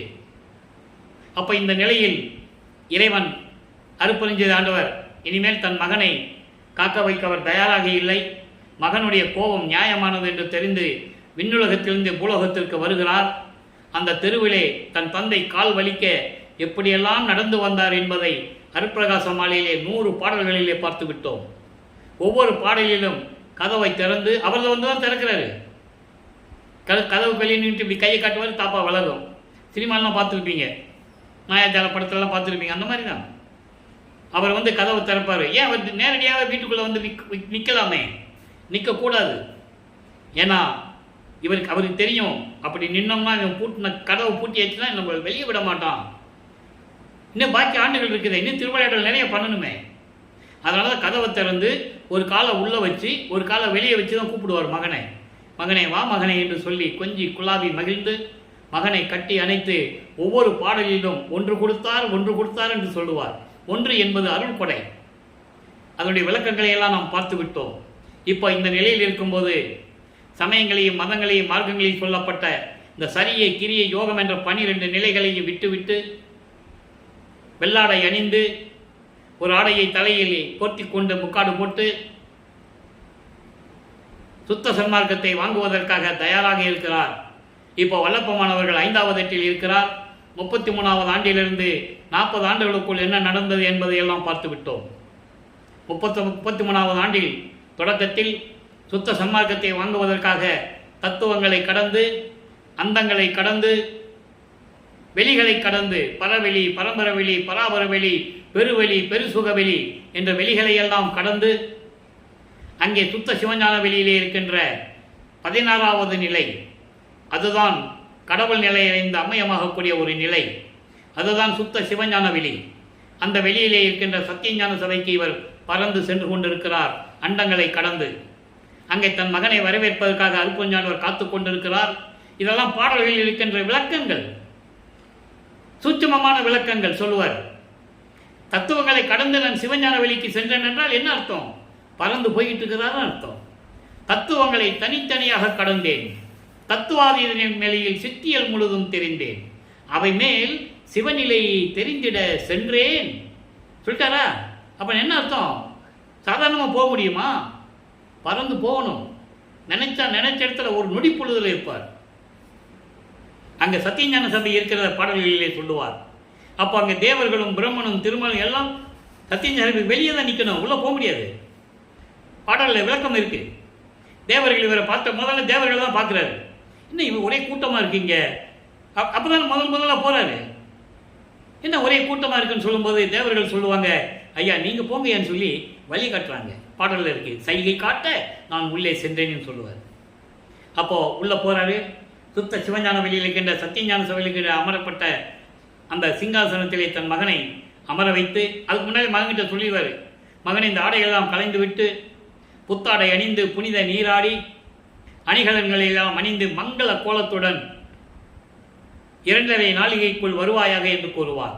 அந்த 1 மணி நேரத்தில் மகனுக்கு மணிமுடி சூட்டி சுத்த சன்மார்க்கத்தை கொடுத்து, மகனே இனிமேல் இந்த சுத்த சன்மார்க்கம் உன் மார்க்கம். அதனால தான் இவர் பின்னால் பாடலில் சொல்லும்போது என் மார்க்கம் என்று சொல்லுவார். சுத்த சன்மார்க்கத்தை கொடுத்து சாகா கல்வியை பயிற்று தருகிறார். இங்கே சாகா கல்வியை சொல்லி கொடுக்குறாரு. அதை யாரெல்லாம் பார்த்தாங்க, எப்படியெல்லாம் இந்த தேவர்களெல்லாம் எப்படி கோபமாக இருக்கிறாங்களெல்லாம் அந்த பாடலில் சொல்லுவார். அந்த விளக்கத்தை எல்லாம் பார்த்து விட்டோம். அப்போ அந்த நிலையில் இருக்கும்போது இப்போ பூலோகத்திற்கு திரும்பி வருகிறார். வரும்போது கருங்குழியிலே உறைவிடமாக கொண்டிருக்கிறார். இதுக்கிடையில செவியில் வந்த செய்திகள்லாம் நிறைய உண்டு. இவர் சிதம்பரத்துக்கு போகிறாரு. அங்கிருந்து விண்ணுலகத்திலிருந்து நேராக சிதம்பரத்துக்கு தான் வர்றாரு. அவங்களுக்கு தெரியும். ஏன்னா அங்கே பரசுராமனும் அந்த கருங்குழியில் இருக்கின்ற வீட்டு ஓனர் வெங்கட ரெட்டியாரும் அங்கே பேசிக்கிட்டு இருக்காங்க. அப்போ அந்த நேரத்தில் இவர் அங்கே போனால் தான் சரியாக இருக்கும். இது இறைவனுடைய திருவிளையாடல் என்பதை நீங்கள் புரிந்து கொள்ள வேண்டும். கதை சொல்கிற மாதிரிலாம் சொல்லக்கூடாது. அந்த நேரத்தில் இவர் அங்கே போகிறார், அவ்வளோதான். உடனே பரசுராமன் தம்பியை பார்த்த உடனே அவருக்கு ஆச்சரியம். அப்போ தான் பார்க்குறாரு, கல்யாணத்துக்கு அப்புறம் தான் பார்க்குறாரு. உடனே வெங்கட் ரெட்டி சொல்கிறார். இப்படி தான் அந்த உரையாடல் நடந்திருக்கணும். இவன் தம்பி, ஏன்னா உலகியல் அந்த மாதிரி தான் சொல்கிறாங்க. அக்கா மகளை கல்யாணம் பண்ணி வச்சோம், வாழ முடியாதுன்ட்டு வந்துட்டான், நீங்கள் உங்கள் வீட்டுக்கு கூட்டு போங்க. எப்படி? அவர் உடனே சரின்றார். அப்போ அவங்களாம் சைவ நிலையில் இருக்கிறார்கள். அதனால் கருமொழியில் தான், ஏன்னா எந்தெந்த இடத்துல எது நடக்கணுன்றது ஏற்கனவே தீர்மானம் பண்ணப்பட்டது, நிர்ணயிக்கப்பட்டது, தீர்மானம் நிறைவேற்றப்பட்டது. அதெல்லாம் அப்போ கருமொழியிலே அவர் இடத்துல வந்து உறைவிடமாக இருந்து கொண்டிருக்கிறார். அப்போ வல்லப்பமான் அவர்கள் 5வது எட்டை முடித்து 6வது எட்டுக்குள் இருந்து கொண்டிருக்கிறார். 41வது ஆண்டிலிருந்து 48 ஆண்டுகளுக்குள் என்ன நடந்தது என்பதை தான் இப்போ பார்த்துக்கிட்டு இருக்கோம். நல்லா புரிஞ்சுக்கணும் நீங்கள். அப்போது கருமொழியில் இருக்கும்போது தந்தையும் மகனும் எப்படியெல்லாம் உரையாடினார்கள், அங்கே எப்படியெல்லாம் அருளை பெற்றுக் கொண்டார் என்பதை ஏற்கனவே பாடல்களிலே நாம் பார்த்து விட்டோம். அங்கே இருந்து கொண்டு ஜீவகாருண்ய ஒழுக்கம் உருவாக வேண்டும், அதை பிரபஞ்சத்திற்கு பிரகடனப்படுத்த வேண்டும். அப்போது ஜீவகாருண்ய ஒழுக்கம் உருவாக வேண்டும் என்றால் ஒரு தர்மசாலை உருவாக வேண்டும். அப்போ பசியோடு வருகின்றவர்களுக்கு பசியாற்ற வேண்டும், உயிரினங்களுடைய உயிர் இறக்கத்தை உலக மக்களுக்கு சொல்ல வேண்டும், எந்த உயிரையும் கொல்லக்கூடாது என்ற நிலையை உருவாக்க வேண்டும். அதனால்தான் ஜீவகாருண்ய ஒழுக்கத்தை 7 பிரிவுகளாக நமக்கு அருளி இருக்கிறார்கள் வல்லப்பமானவர்கள். பசி, பிணி, தாகம், இச்சை, எளிமை, பயம், கொலை, ஒவ்வொன்றுக்கும் விளக்கம் இருக்கிறது. அந்த விளக்கத்தை நம்ம பின்னால் தரப்போகிறோம், விரிவாக பார்க்கலாம். இப்போ அந்த நிலைக்காக ஏற்கனவே பார்வதிபுரம் மக்களிடம் பேசியபடி, அவர் ஏற்கனவே பேசியிருக்கிறார், பேசியபடி சாமியாருக்கு கேட்குறாரு. எல்லாம் சாமியார் தானே சொல்லுவாங்க, ஏன்னா சாமியார் தானே சொல்லிக்கிட்டு இருக்காங்க. இன்னை வரைக்கும் அவருக்கு சாமியார் தான். துறவி, தமிழ் துறவி ஒருத்தர் சொல்லுவார், தமிழ் துறவின்னு ஒருத்தர் சொல்லுவார், ஒருத்தர் சீர்திருத்தவாதின்னு சொல்லுவார், ஒருத்தர் ஒரு அரசியல்வாதியை பேசுகிற போது தான் பேசிகிட்டு இருக்காங்க. அப்படி அல்ல, உண்மை அதல்ல. அவர் இறைவனுடைய மகன், இறையர்களை பெற்றவர். அவர் இங்கே கருமொழிக்கு வரும்போதே எல்லா ஆற்றலையும் பெற்றுக்கொண்டார். அண்டங்களுக்கு பறந்து செல்லுவார், பல உருவங்களிலே பல இடங்களிலே இருப்பார். பசி இல்லை, தூக்கம் இல்லை, மலஜலம் கழிக்க வேண்டிய அவசியம் இல்லை இறைவனுக்கு. நல்லா புரிஞ்சுக்கிட்டீங்க. அந்த தாயின் கருவறையிலே இருக்கும்போது அருளமுதம் உண்டவர். ஒரு தாயின் கருவறையிலே ஒரு குழந்தை இருக்கும்போது அந்த குழந்தைக்கு உணவு எப்படி போகும்? தாய் உண்ட உணவிலிருந்து சத்து போகும். இவருக்கு அப்படி அல்ல, அருளமுதம் உண்டவர். யாராலும் மறுக்க முடியாது, பாடல்களிலே உண்டு. கருவிலே கலந்த துணைன்னு சொல்லுவார் ஒரு இடத்துல. அப்படின்னா என்ன அர்த்தம்? கருவுக்குள்ளேயே அந்த தாயினுடைய கருவறையில் இருக்கும்போது எப்படியெல்லாம் திருவிளையாடல் நடந்தது என்பதை கூறுவார். மகாதேவ மாலையில கூறுவார் 87வது பாடல, எம்பெருமான் நின் விளையாட்டின் என் சொல்வேன் நாம், ஏதும் அறியாத சிறியேனை எப்படியெல்லாம் ஒரு தாயின் கருவறையிலே துர்நாற்றத்திலே என்னை இருக்க வைத்தாய், ஏன் என்னை மட்டும் அப்படி வருவிக்க செய்யன்னு கேட்பார். புரிஞ்சுக்கணும் நீங்க. அதுக்கு உதாரணமாக சொல்ல போனால், நண்பர்களை ஏற்கனவே நான் சொன்னது போல, நான் திருவற்பாவை பற்றி பேசும்போது புராணங்களை பற்றி இதை பற்றி நான் பேசுறதில்லை. ஏன்னா இதிலேயே நிறைய விஷயங்கள் இருக்குது. இருந்தாலும் கூட சில நேரங்களில் எடுத்துக்காட்டு சொல்ல வேண்டியிருக்கு, மக்களுக்கு புரிய வைக்கணும்ல. இப்போ சிவபெருமான் நெற்றிக்கண்ணிலேருந்து முருகனை கொண்டு வந்தார், எல்லாருக்கும் தெரியும். அதே மாதிரி எத்தனையோ பேர் தானாக உருவாக்கியெல்லாம் இறைவன் கொண்டு வந்திருக்காங்க, உண்டு, மறுக்க முடியாது. வல்லப்பமானே திருவற்பாவில் சொல்கிறாரு, அவங்களையெல்லாம் இப்படியெல்லாம் கொண்டு வந்துட்டு என்ன மட்டும் ஒரு தாயின் வயிற்றில் அந்த அசிங்கமான இடத்துல, துர்நாற்றம் பிடிச்ச இடத்துல மட்டும் நீங்கள் எப்படி வச்சா என்ன கேட்குறாரு. இவ்வளவு திருவிளையாடல் நடக்குது அந்த தாயின் கருவறையிலே.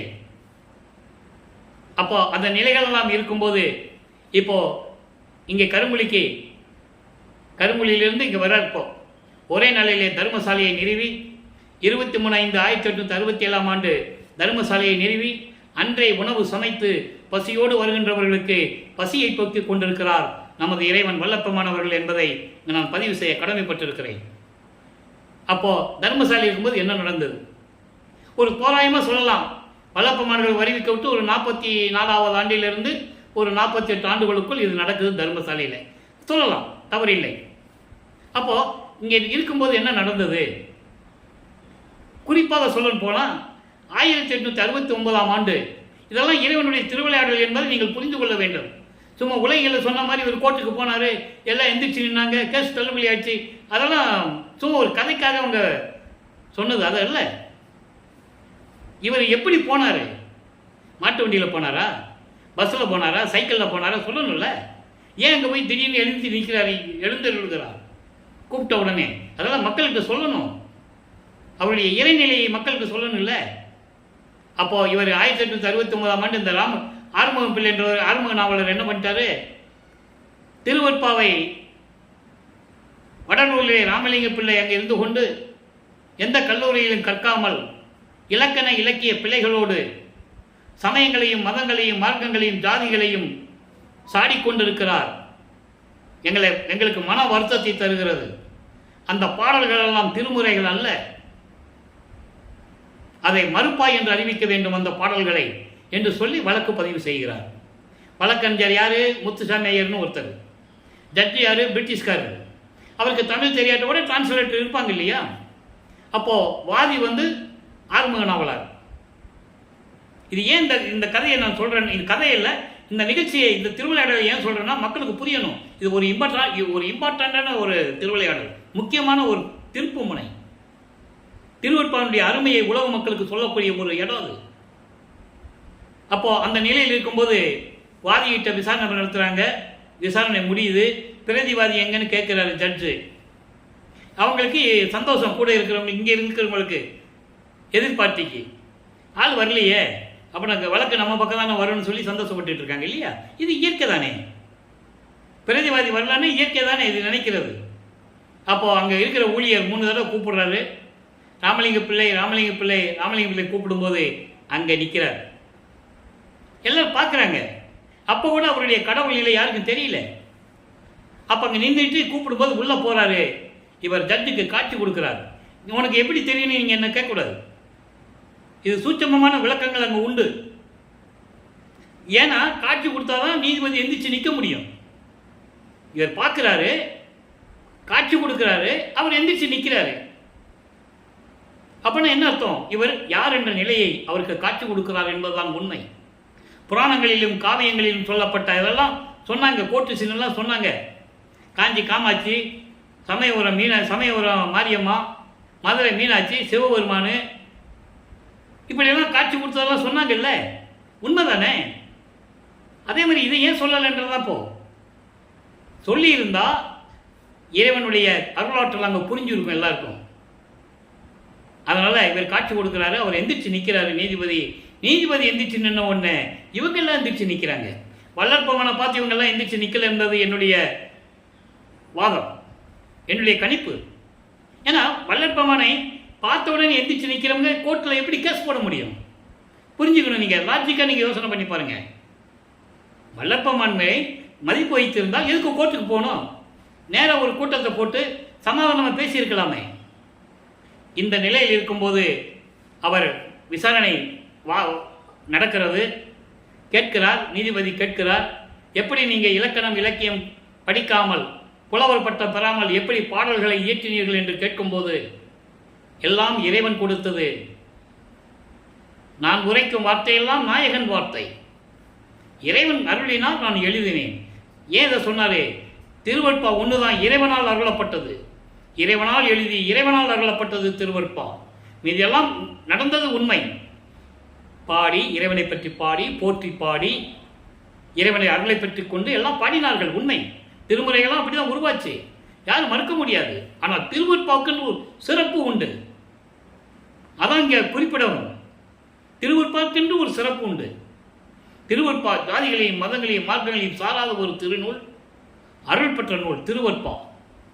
ஆக அந்த தீர்ப்பை பெற்றுக்கொண்டு நீதிபதி தீர்ப்பளிக்கிறார்.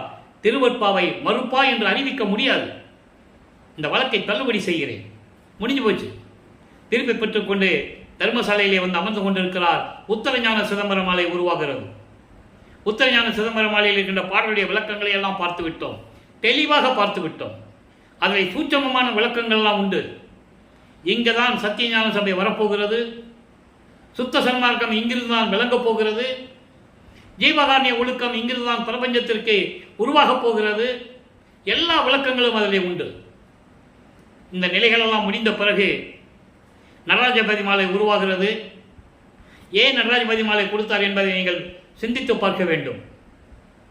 ஏன்னா இதுவரைக்கும் வல்லப்பமானர்கள் வருவிக்க உற்று இன்றைய பகல் வரை, இந்த பகல் வரை சிதம்பரம் நடராஜன் அருப்புஞானர்கள் ஒன்று தான் சொல்லிட்டு இருக்காங்க. அது இல்லை என்பதை நடராஜன் என்பது சமயங்களையும் மதங்களையும் மார்க்கங்களையும் சார்ந்த ஒரு சமய தலைவத்தினுடைய தலைவன். அங்கே என்ன வேணாலும் பண்ணலாம், திருநீர் பூசிக்கலாம், எப்படி வேணாலும் வழிபடலாம், எப்படி வேணாலும் பேசிக்கலாம். ஆனால் சுத்த சன்மார்க்கத்தில் இருக்கக்கூடாது. அதுக்காக தான் நடராஜ பதிமாலை உருவானது. இங்கே இறைவன் யார்? இறைவன் எப்படிப்பட்ட இறைவன்? அந்த இறைவனிடம் நான் எப்படி அருளை பெற்றுக் கொண்டேன்? சமயங்களிலும் மதங்களிலும் மார்க்கங்களிலும் நான் பற்று கொண்டிருந்த போது எந்த விதமான அருளை பெற முடியாமல் நான் எப்படி துன்பப்பட்டு கொண்டிருந்தேன்? எல்லாமே இறைவனுடைய திருவிளையாடல். அன்று நான் சிவபெருமானை இறைவனாக ஏற்றுக்கொண்டிருந்தேன். இப்போ இறைவன் அருட்பெருஞ்சோதி ஆண்டவர் என்று கூறுவார். விளக்கத்தை பார்த்துக்கங்க. நடராஜபதி மாலை இன்று அதற்கு முன்னால் ஒரு விளக்கம் தர வேண்டியிருக்கிறது. முக்கியமான விளக்கம். பிரசாத மாலை 4ஆம் திருமுறையிலே ஏற்கனவே நான் சொன்னதுதான். அந்த திருநீர் பையை அவுத்து எல்லாருக்கும் திருநீர் கொடுப்பாரு சிவபெருமான். அப்போ இவர் சமயங்களையும் மதங்களையும் மார்க்கங்களையும் சார்ந்து கொண்டு இருக்கிறார். நல்லா புரிஞ்சுக்கணும்.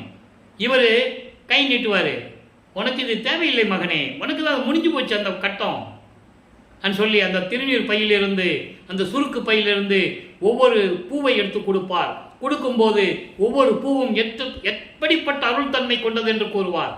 அந்த வகையில் இன்று நாம் பார்க்க வேண்டியது சாகா கல்வியை பற்றி சொல்லுகிறார். சாகா கல்வியை பற்றி சொல்லிட்டு தான் மகனுக்கு அந்த சக்தியை கொடுத்துட்டு தான் நீ சாகா கல்வி கற்க வேண்டும், மேலாவான்னு சொல்லிட்டு போயிடுவார்.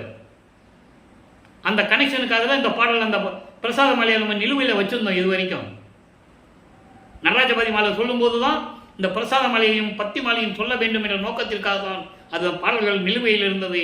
இன்று நாம் அதை பார்க்க போகிறோம். சாகா கல்வியை பற்றி எப்படி சொல்லுகிறார்? திருநீர் பையை கழட்டிட்டு அது உள்ளே இருந்து எப்படி மனப்பூவை கொடுக்குறாரு, நல்லா கவனிக்கணும்.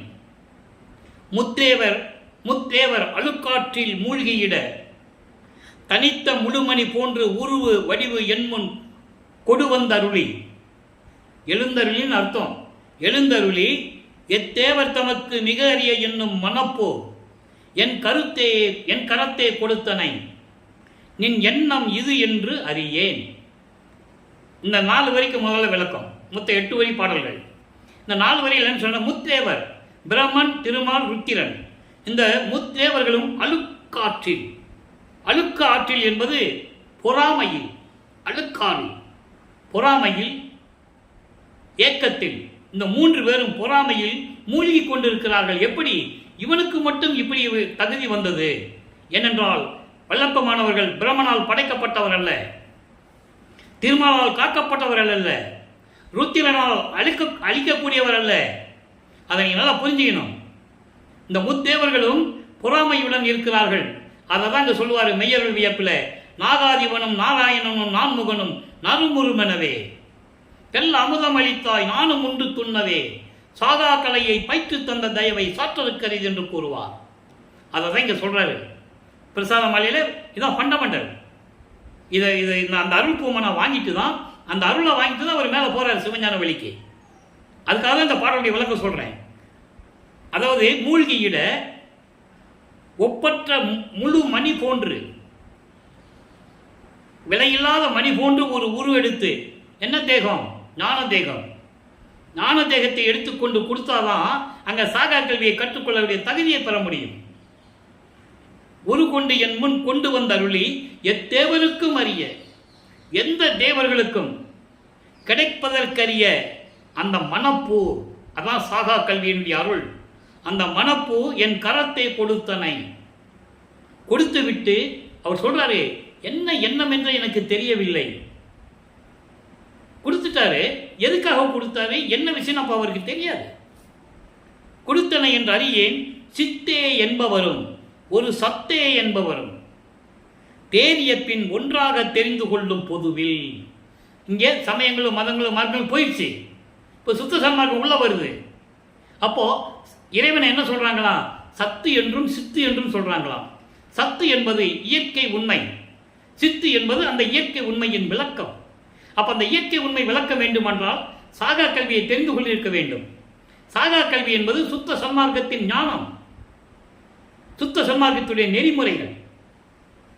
அப்போ அந்த நிலையில் இருக்கும்போது இப்படியெல்லாம் சொல்லிட்டு இருந்தவங்க இப்போ அவங்க நிலைகளெல்லாம் மாறிய பிறகு சமயங்களிலும் மதங்களிலும் மார்க்கம் இருக்கும்போது சிவபெருமானை பார்த்தாங்க. அதான் இதனுடைய விளக்கம். அதுக்காக தான் பிரசாதமலை நமக்கு அருளி இருக்கிறார். இந்த விளக்கத்தை மக்களிடம் சொல்ல வேண்டும். அப்போ அன்னைக்கு இருக்கும்போது சிவாய நமன் தான் சொல்லுவாங்க, நமச்சிவாயன்னு சொல்லுவாங்க. இங்க என்ன சொல்றாங்க? சித்து என்பவரும் சத்து என்பவரும், இயற்கை உண்மையாகவும் இயற்கை உண்மையின் விளக்கமாகவும் இருக்கின்ற இறைவன் என்று தெரிந்த பிறகு, அதான் தேறிய பின், தெரிந்த பிறகு ஒன்றாக தெரிந்து கொள்ளும் பொதுவில் ஒரே இறைவன் என்று தெரிந்து கொண்ட பிறகு சத்திய ஞான சபையில் அத்தேவர் வடுத்த இந்த தேவர்கள் எல்லாம் வணங்க. அப்ப இப்பதான் அவங்க பார்க்கறாங்க அருட்பெருஞ்சாண்டவரை வணங்க. இன்ப உருவாகி நடம் செய்யும். இன்ப உருவாகி என்பது ஜோதி வடிவம். அருட்பெருஞ்சோதி வடிவத்தில் திருவிளையாடல் செய்து கொண்டு அருள் நடனம் செய்து கொண்டிருக்கின்ற ஆரமுதே என் உயிருக்கான பெருந்துணையே என்று கூறுகிறார். ஆக சாகா கல்வியை கொடுப்பதற்கு அந்த அருள் மனம் போய் கொடுத்த பிறகு இப்போ சாகா கல்வியை கற்பதற்கு அங்கே போனார் என்பதை நம்ம பார்த்து விட்டோம். இப்போ நடராஜபதி மாலையில் என்ன சொல்கிறார்? 6ஆம் திருமுறை. இது வரைக்கும் நம்ம பார்த்ததெல்லாம் 4 திருமுறை வரைக்கும். இப்போ 6ஆம் திருமுறையில் பண்ணும்போது விளப்பமானங்கள் இப்போ இங்கே 6வது எட்டில் இருந்து கொண்டிருக்கிறார். தர்மசாலையில் இருந்து கொண்டிருக்கும் போது எப்படி நடராஜபதி மாலையிலே இறைவனை பற்றி கூறுகிறார்? நல்லா கவனிக்கணும். எய்ப்புற எனக்கு கிடைத்த பெரு நிதியமே, எல்லாம் செய்வல்ல சித்தாய் என் கையில் அகப்பட்ட ஞானமணியே, என்னை முழுமையும் விடாத நட்பே. முதல்ல இந்த 2 வரிக்கு விளக்கம். எய்ப்புற என்பது மூப்பு இல்லாது. மூப்பு இல்லாது என்பது பிறப்பு இறப்பு இல்லாது. பிறப்பு இறப்பு இல்லாது என்பது மரணமில்லா பெருவாழ்வு. நல்லா புரிஞ்சுக்கணும் நீங்க. அதான் எய்ப்பற என்று சொல்கிறார். அப்போ அந்த வாழ்வில் எனக்கு கிடைத்த பெரும் செல்வமே, எல்லாம் செய்வல்ல சித்தாய் என் கையில் அகப்பட்ட இறைவனே, என் உள்ளங்கையில் எனக்கு கிடைக்கப்பட்ட ஞானமணியே, அருட்பெருஞ்சோதியே, என்னை எளிமையும் விடாத நட்பே. இந்த எளிமையும் என்ற வார்த்தைக்கு மட்டும் விளக்கம் சொல்லணும்னா 1 மாதம் சொல்லணும். அவ்வளவு விளக்கங்கள் இருக்கிறது. ஆனால் நான் சுருக்கமாக சொல்கிறேன். எளிமை என்பது 7 வகையான பிறப்பு இறப்புகள். அதை அருட்பெருஞ்சோதி அகவலிலே சொல்லுவார். ஊர்வன, பரப்பன, உருவன, நடப்பன. நான் சொல்லிட்டாரா? 6 முறை காத்தல் அருட்பெருஞ்சோதி. ஊர்வன என்பது ஊர்ந்து செல்லக்கூடிய உயிரினங்கள், பரப்பன பறந்து செல்லக்கூடிய உயிரினங்கள், உருவன தாவரங்கள், நடப்பன நடந்து செல்லக்கூடிய உயிரினங்கள், நீரில் வாழக்கூடிய உயிரினங்கள் தனியாக சொல்றார். நீந்துவனன்னு சொல்லுவார். அப்போ 4 1 5 ஆச்சா? 6வது தேவர்கள், 7வது மனிதர்கள். இந்த 7 வகையான பிறப்புகள் இருக்கிறது. எத்தனையோ வகையான யோனி பிறப்புகள் சொல்றாரு. 84 லட்சத்துக்கு மேல சொல்றாரு. இப்படி சொல்றாரு. அப்போ இந்த வகையிலிருந்து பிறப்பு இறப்பை நீக்கிய இறைவன் சொல்றாரு. அததான் ஒரு பாடல சொல்லுவாரு. 7 உலக அவத்தை விட்டு ஏறினேன் மேல்நிலை. 7 உலக அவத்தை, இந்த 7 நிலைகளையும் விட்டு நான் மேலே வந்து விட்டேன். அதற்கு ஊழிதோறும் ஊழி உயிர் தலைத்து ஓங்கினேன்னு சொல்லுவார். ஒவ்வொரு யுகத்திலேயே நான் இருந்தேன் என்று சொல்லுவார். ஆலியானும் அயனும் அதிசயத்திட, ஆலியான்னா பார்க்கடலில் பள்ளி கொண்டவன் திருமாலும் பிரமனும் இதை அதிசயமாக பார்க்கிறார்கள். நான் அவர்களால் உருவாக்கப்பட்டவன் அல்ல, என்னுள் வாலி அருட்பெருஞ்சோதி மன்னருளே என்று கூறுவார். அததான் 7 உலக அவத்தை என்று கூறுவார். இந்த 7 வகையான பிறப்பு இறப்புகளில் இருந்து மரணமில்லா பெருவாழ்வை கொடுத்த என் நட்பே. அடுத்து சொல்றார் பாருங்க. கைப்பற என் உள்ளே இனிக்கின்ற சர்க்கரை கட்டியே கருணை அமுதே. கைப்பற என்பது என்ன? கசப்பு. கசப்பை நீக்கி என் உள்ளத்திலே இனிமையாக இருந்து கொண்டிருக்கின்ற இறைவன் என்று சொல்லுகிறார். இது நூல் விளக்கம். கைப்பற என்பது சமயங்களையும் மதங்களையும் மார்க்கங்களையும் சார்ந்த நெறிகளை எல்லாம் நீக்கி இனிமையை தரக்கூடிய சுத்த சன்மார்க்கத்தை எனக்கு கொடுத்து சக்கரை கட்டியே இறைவனை சொல்லுகிறார். சக்கரை கட்டி என்று சொல்லுகிறார். அப்போ சமயங்களையும் மதங்களையும் மார்க்கங்களில் சொல்லப்பட்ட நெறிகளை எல்லாம் நீக்கி சுத்த சன்மார்க்கத்தை கொடுத்து என் உள்ளத்திலே தித்தித்துக் கொண்டிருக்கின்ற இறைவனே, கருணை அமுதே, கற்பக வனத்தே கனந்த கனியே. சுத்த கற்பகம் என்பது ஒரு வகையான தெய்வ மரம். அதில் பழுத்த கனி என்று சொல்லுகிறார். அப்படின்னா என்ன இடம்? சுத்த சிவஞான வெளியில் இருந்து கொண்டிருக்கின்ற இறைவனே, எனது கண்காண வந்த பதியே, என் கண்ணால் கண் குளிர எனக்கு காட்சி கொடுத்த இறைவனே, மெய் பயன் அளிக்கின்ற தந்தையே. மெய்ப்பயன், எனக்கு உண்மையான அருளை கொடுத்து எல்லா விதமான அருளை கொடுத்து என்னை காத்து கொண்டிருக்கின்ற என் தந்தையே, தாயே, என் வினையெல்லாம் தீர்த்த பதியே. வினையெல்லாம் தீர்த்த பதியே. இங்கே ஊழ்வினையை சொல்லுகிறார். ஒவ்வொரு யுகத்திலே நான் இருக்கும்போது எனக்கு ஏற்பட்ட சங்கடங்கள், தர்ம சங்கடமான நிலைகள், சஞ்சீதம், பிராரத்தம், அகாமியம் என்று சொல்லுவார். சஞ்சீதம் என்பது பல பிறவிகளிலே வந்தது, அந்த யுகங்களிலே. பிராரத்தம் என்பது சென்ற யுகங்களிலே. அகாமியம் என்பது இப்போ நடந்து கொண்டிருப்பது. இப்படி 3 காலகட்டங்களிலும் எனக்கு ஏற்பட்ட தர்ம சங்கடங்களையும் வினைகளையும் எல்லாம் தீக்கிய இறைவனே, மெய்யான தெய்வமே, இயற்கை உண்மை விளக்க கடவுளாகிய அருட்பெருஞ்சோதி ஆண்டவரே, மெஞ்ஞான சிவபோக விளைவே, பேரின்பமான இறைவனே, என் மெய்மை உறவே, மெய்மை உறவே. அண்டர்லைன். எனக்கு உண்மையான தந்தை உறவு யார்? அருட்பெருஞ்சோதி ஆண்டவர். துய்ப்புறும் என் அன்பான துணையே, புனிதமான சுத்த சன்மார்க்கத்தின் தலைவனே, என் இன்பமே, சுத்த சன்மார்க்க நிலையே. சொல்லிட்டாரா? சுத்த சன்மார்க்க நிலையில் இருக்கின்ற இறைவனே, துரிய வெளியில் நின்ற பெரிய பொருளே, அருள்ஜோதி நடராஜ பதியே, நடராஜ குருவே. சொல்லிட்டாரா? நடராஜன் வேறு, அருட்பெருஞ்சோதி வேறு. அதான் அருட்பெருஞ்சோதி நடராஜன் குரு என்று சொன்னார். யாரையும் குருவாய் ஏற்றுக்கொண்டதில்லை. நான் ஏற்கனவே சொன்னேன். அதாவது 1வது ஆண்டில் 8 ஆண்டுகள் பள்ளிக்கூடத்துக்கு போக முடியாதுன்னு சொன்னார்ல. அப்போ இறைவன் தன் மகனுக்கு அப்படி திருவிளையாடல் செய்து கொண்டிருக்கிறார். தன் மகன் யாரிடையும் கற்கக்கூடாது, அவனுக்கு ஆசிரியர் என்று யாரும் இருக்கக்கூடாது, அவருக்கு குரு என்று யாரும் இருக்கக்கூடாது. அதனால இங்க சொல்றாரு, அருட்பெருஞ்சோதி நடராஜ என் குருவே என்று கூறுகிறார். இந்த நிலை, இப்படி ஒரு நிலையை எடுத்துக்கும் போது, இந்த குரு நிலைகள் எல்லாம் சொல்லும் போது, இப்படிப்பட்ட ஒரு இறைவன் அருட்பெருஞ்சோதி ஆண்டவர். ஆக தன்னுடைய நிலையையும், இறைவனுடைய நிலையையும், இறைவனிடம் எப்படியெல்லாம் அருளை பெற்றுக் கொண்டார் நிலையையும் இந்த பாடல் மூலமாக நாம் தெளிவாக தெரிந்து கொண்டோம். அடுத்து தனித்திரு அலங்களில் 160வது பாடல்ல முடிவான விளக்கம். நல்லா கவனிக்கணும். தூக்கமும் துயரமும் அச்சமும் இடரும் தொலைந்தன, தெரிந்தன, தொலைந்தன என்னை விட்டு. ஏன் சொன்னாரு? தூக்கம் இருக்கக்கூடாது. இறைவனுக்கு ஏது தூக்கம்? என்ன துயரம், என்ன அச்சம்? சமயங்களிலும் மதங்களிலும் மார்க்கங்களிலும் இருக்கும்போது நான் தூங்கினேன், எனக்கு அப்ப தெரியாது. துயரப்பட்டேன், துயரங்கள் என்னை சூழ்ந்து கொண்டிருந்தன, பயமும் இருந்தது, துன்பமும் இருந்தது. சுத்த சன்மார்க்கத்தை பெற்ற பிறகு எல்லாம் தொலைந்தன என்னை விட்டு. அதான் பேருபதேசம் பண்ணும்போது சொல்லுவார். நம்ம அந்த பேருபதேசம் ஒரு பதிவு போடணும். சுத்த சன்மார்க்கம் அங்கே கொடி கட்டும்போது மேட்டுக்குப்பத்தில் என்ன நடந்தது என்பதை நம்ம பின்னால் பார்க்க போகிறோம். அதான் முடிவான முடிவு. இப்போ 48 ஆண்டுகளுக்குள் என்ன நடந்ததுன்னு பார்த்துட்டு இருக்கோம். இன்னும் 3 ஆண்டு பாக்கி இருக்குல்ல, அது மேட்டுக்குப்பத்தில் நடந்தது. அது பின்னால் நம்ம பதிவு செய்வோம். பேருபதேசம் செய்யும்போது சொல்லுவார், அங்கே தான் சொல்லுவார், இதை நாங்கள்லாம் இருந்தேன், ஒரு பலனும் இல்லை, அதனால் விட்டுட்டு வந்துட்டனாலும் இந்த லாபம் எனக்கு கிடைச்சது. அப்போ அது எனக்கு தெரியாது, அற்ப அறிவில் இருந்தேன்னு சொல்லுவார். அப்போ அறிவில்லாமல் இருந்தையா? தனக்கு மறைப்பு நிலை இருந்ததை அப்படி சொல்லுவார் அவர். அதனால நான் புரிஞ்சுக்கணுங்க, மறைப்பு நிலை இருந்ததுன்னு சொல்கிறாரு, அதான் அறிவில்லைன்னு சொல்கிறார். அற்ப அறிவாக இருந்தேன் அப்படின்னு சொல்லுவார். அதான் இங்கே சொல்கிறாரு, அப்போ நான் இருந்தது உண்மை, இப்போ எனக்கு இல்லை இதெல்லாம். ஏக்கமும் வினையும் மாயையும் இருளும் இருந்தன, சாம்பலாயிடுச்சு.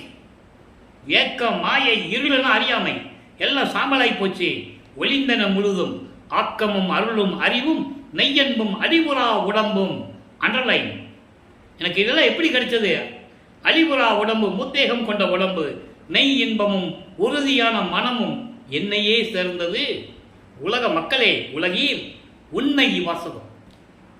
உலக மக்களே, நான் சொல்லுவது அத்தனின் சத்தியம்.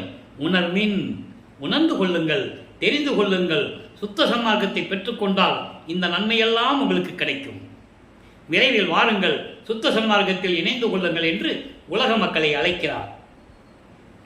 இறுதியாக அனுபவ மலையிலே ஒரு பாடல், 32வது பாடல். பாடலை நல்லா கவனிங்க, நேரம் நெருங்கி கொண்டிருக்கிறது.